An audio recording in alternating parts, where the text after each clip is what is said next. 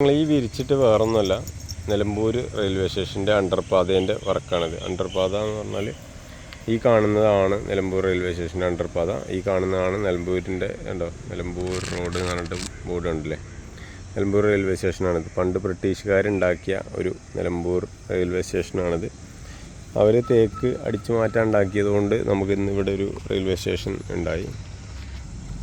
ഇതിൻ്റെ under passage എന്ന് പറഞ്ഞാൽ നമ്മൾ ഒരുപാട് കാലത്തെ ഈ ഒരു ഭാഗത്തുള്ള ആളുകളുടെ ആവശ്യമായിരുന്നു. കാരണം 7 ട്രെയിന് പോകാനും വരാനും അതുപോലെ എൻജിൻ തിരിക്കാനുണ്ട്. അതായത് ഇത് റെയിൽവേ സ്റ്റേഷൻ ഇവിടെ ആയതുകൊണ്ട് വണ്ടി എൻജിൻ തിരിക്കാനും വേണ്ടിയിട്ട് ഈ റെയിൽവേ ക്രോസ് ചെയ്ത് ബാക്കിലേക്ക് വരും.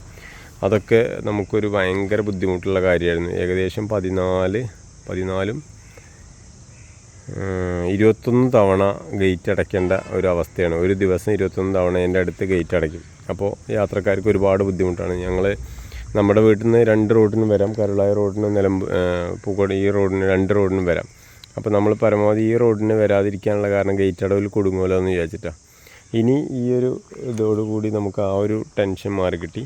കാരണം ഈ ഒരു വഴി വന്നു കഴിഞ്ഞാൽ നമുക്ക് അടിപൊളി ഹൈവേ ആണ്, മലയോര ഹൈവേ ആണ് ഇതിൻ്റെ നേരെ വരുന്നത്. അതായത് ഈ റോഡിൽ നിന്ന് നേരെ കണക്ട് ചെയ്തിട്ടുള്ള മലയോര ഹൈവേ ആണ്. ഇപ്പോൾ എൻ്റെ അഭിപ്രായത്തിൽ നിലമ്പൂരുള്ളതിൽ ഏറ്റവും അടിപൊളി റോഡ് എന്ന് പറയുന്നത് ഈ ഒരു പൂക്കോട്ടുംപാടം കാളികാവ് ആ ഭാഗത്തേക്കുള്ള റോഡ് തന്നെയായിരിക്കും. നല്ല അടിപൊളി വർക്കാണ് നടന്നുകൊണ്ടിരിക്കുന്നത്. ഈ കാണുന്ന ഭാഗത്തൊക്കെ കരിങ്കല്ലായിരുന്നു കേട്ടോ. ഒരുപാട് കരിങ്കല്ലുണ്ടായിരുന്നു. കരിങ്കല്ല് വെട്ടിയതിന് ശേഷം അത് കോൺക്രീറ്റ് ചെയ്താണ് ഇപ്പോൾ ഈ കാണുന്നത്. എന്തായാലും ഇത് വർക്ക് ഈ 1.5 കൊല്ലമായി ഇപ്പോൾ പണി തുടങ്ങിയിട്ട്. ഈ ഒരു അടുത്ത മാസത്തോടു കൂടി തുറക്കുമെന്നാണ് പറഞ്ഞിട്ടുള്ളത്. നമ്മളെ ലിയോയും വന്നിട്ടുണ്ട് സ്ഥലം കാണാൻ വന്നല്ല. ഞങ്ങളിപ്പോൾ വൈഫിൻ്റെ വീട്ടിലേക്ക് ഇവിടെ ഷിഫ്റ്റ് അടിക്കണം. അതായത് ഈ റെയിൽവേയുടെ അപ്പുറത്തും.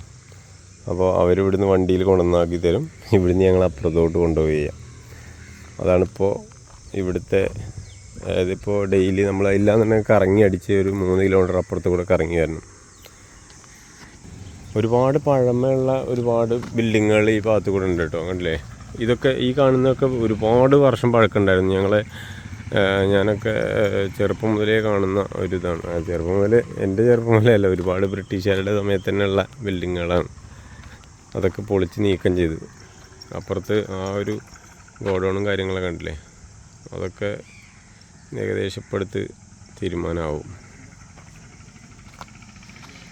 ഇതാണ് റെയിൽവേ സ്റ്റേഷനെ പറ്റി നിങ്ങൾക്ക് കാണാനുള്ളത്. അപ്പോൾ അടുത്ത വീഡിയോ കാണുന്നവരെ എല്ലാവർക്കും ശുഭദിനം. Thank you.